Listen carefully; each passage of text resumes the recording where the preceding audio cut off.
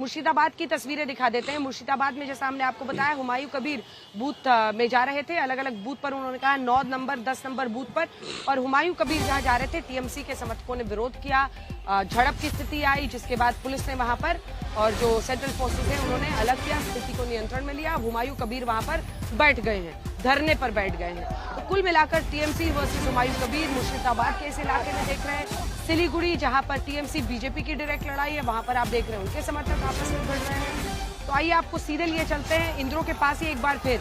इंद्रो, देखिए ऐसा नहीं है कि टीएमसी के आने में ये हिंसा हुई, जो हमारे दर्शकों ने वो दौर नहीं देखा है। वाम दलों के दौर में भारी हिंसा होती थी, लेकिन फिर ये आरोप बीजेपी लगाने लगी कि TMC is the new left और टीएमसी के दौर में हिंसा हो रही है। जैसे बिहार के लिए कई बार कहा जाता था कि बूथ कैप्चरिंग के जो पुराने किस्से हैं वो आज भी वहां पर वोटिंग के दौरान होते हैं।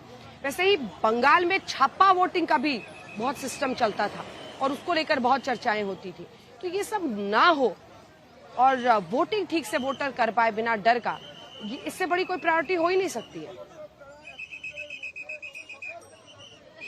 बिल्कुल, यही सबसे बड़ी प्रायोरिटी है, ये सबसे बड़ी जिम्मेदारी चुनाव आयोग का है कि वो उस तरह का एक वातावरण, एक माहौल तैयार करे जहाँ पे लोग, खास करके महिलाएं, क्योंकि पश्चिम बंगाल में फीमेल टर्नआउट, वोटर टर्नआउट बहुत खास है, बहुत अहम है, पॉलिटिकली अहम है और बहुत ज़्यादा देखने को भी मिलता है। आप देखिए पार्टिसिपेशन, 2 लाइन आपको दिखा रहा हूँ, उस तरफ पुरुषों का लाइन है, उस तरफ महिलाओं का लाइन है, तो ताता सिमिलर दिख रहा है। दोनों ही तरफ भारी तादाद में, भारी संख्या में लोग यहाँ पे आ रहे हैं। और मैं पिछले 1 घंटे से इस बूथ में खड़ा हूँ। ज़्यादा बड़ा बूथ नहीं है, मुझे कहा गया है कि अराउंड 600 के करीब वोट इस बूथ में है, लेकिन बिल्कुल शांतिपूर्ण तरीके से। ये नंदीग्राम का एक इंटीरियर इलाका है और उसमें आप देखिए बाकी जो महिला बूथ का अफसर भी हैं वो भी यहाँ पे बैठ के जो ओवरऑल प्रॉसेस है वो देख रहे हैं। मैं एक बार बात करता हूँ। दिदी, আপনি তো এখানে, দিদি আপনি এখানে কাজ করছেন, আজকে ইলেকশন অফিস থেকে এসেছেন, ওভারঅল সিচুয়েশনটা কেমন? কোনো রকম কোনো পরিস্থিতি তৈরি হয়েছে না সবকিছু শান্তিপূর্ণভাবে? কিছু শান্তিভাবেই চলছে, আমাদের কোনো এখানে অসুবিধা নেই। না কোনো, না না খুব ভালো, না না খুব ভালো, ওনারা খুব কাজ করছে, খুব সুন্দরভাবে, সব কিছু ঠিক।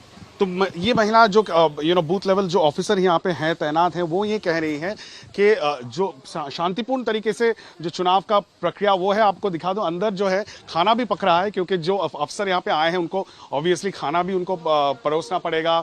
इतना बड़ा एक प्रक्रिया है, इतने सारे कई हजार लाख जो इलेक्शन ऑफिसर्स हैं, दूर दूर दराज इलाके में वो लोग पहुंचते हैं।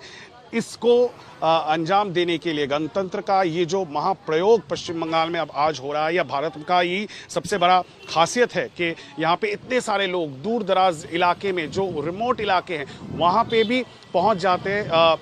जो इलेक्शन ऑफिसर्स हैं, ऐसे बूथ बनाए जाते हैं, छोटे छोटे प्राइमरी स्कूल्स वहाँ पे। और सीसीटीवी आपको दिखा दूँ, ये देखिए यहाँ पे एक कर्मचारी जो है वो सीसीटीवी को एक बार परखने की कोशिश कर रहे हैं, क्योंकि बाहर भी सीसीटीवी लगाया गया है। तो अगर किसी भी तरीके की कोई भी हिंसक वारदात या हिंसक घटना होती है तो इसका सीधा जो नंदीग्राम, तो देखिए ना, नंदीग्राम भी वो कंट्रोल सेंटर में हो रहा है कोलकाता में।